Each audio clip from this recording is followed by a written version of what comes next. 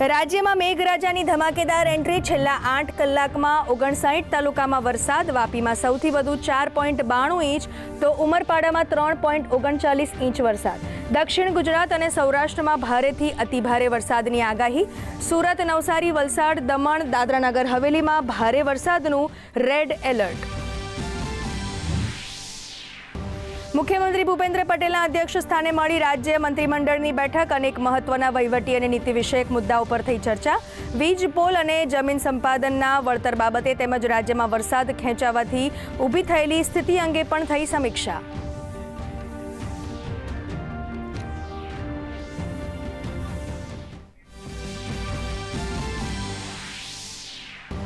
આજથી નમો સ્વચ્છતા અભિયાન અંતર્ગત રાજ્યના તમામ આરોગ્ય કેન્દ્રોમાં સ્વચ્છતા મહાઅભિયાનનો પ્રારંભ. મુખ્યમંત્રીએ સ્વચ્છતાને બારેમાસ આપણા સ્વભાવમાં અપનાવવા કરી અપીલ. તો અમદાવાદ સિવિલ હોસ્પિટલમાં શહેરી વિકાસ રાજ્યમંત્રી દર્શનાબેન વાઘેલાની ઉપસ્થિતિમાં જિલ્લા કક્ષાનો કાર્યક્રમ.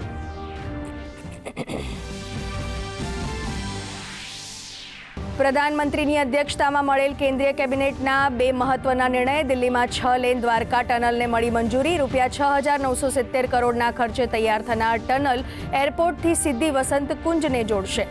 તો કાનપુરને ભોપાલ સાથે જોડતા 4 લેન એક્સેસ કંટ્રોલ હાઈવેને પણ મળી મંજૂરી. આજથી દેશભરમાં વિકસિત ભારત જી-રામજી એક્ટ લાગુ. લગભગ 2 દશક જૂના મનરેગા યોજનાનું સ્થાન લેશે આ એક્ટ. 125 દિવસના રોજગારની મળશે ગેરંટી.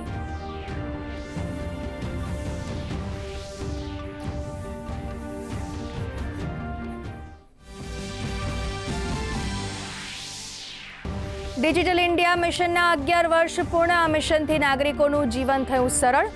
પ્રધાનમંત્રી મોદીએ કહ્યું, ડિજિટલ ઇન્ડિયા વિકસિત અને આત્મનિર્ભર ભારતનો સશક્ત પાયો. આ પહેલથી શિક્ષણ, સ્વાસ્થ્ય, કૃષિ, વ્યાપાર અને સરકારી સેવાઓમાં થયો સુધારો.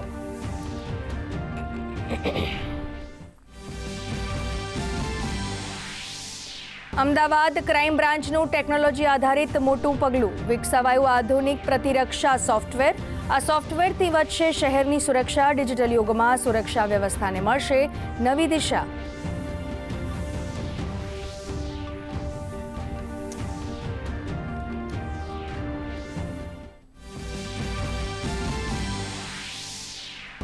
બે દિવસના ઘટાડા બાદ ભારતીય શેર બજાર ગ્રીન ઝોનમાં. સેન્સેક્સમાં 491 પોઈન્ટ વધીને 76,900 તો નિફ્ટી 24,000 નજીક બંધ.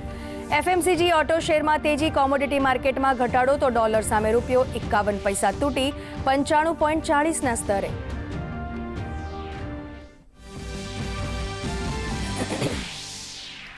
ફીફા વર્લ્ડ કપમાં ફ્રાન્સે સ્વીડનને 3-0થી હરાવી અંતિમ 16માં બનાવી જગ્યા.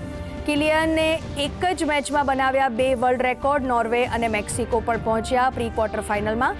તો આજે રાઉન્ડ 32માં ઇંગ્લેન્ડનો મુકાબલો કોંગો સામે.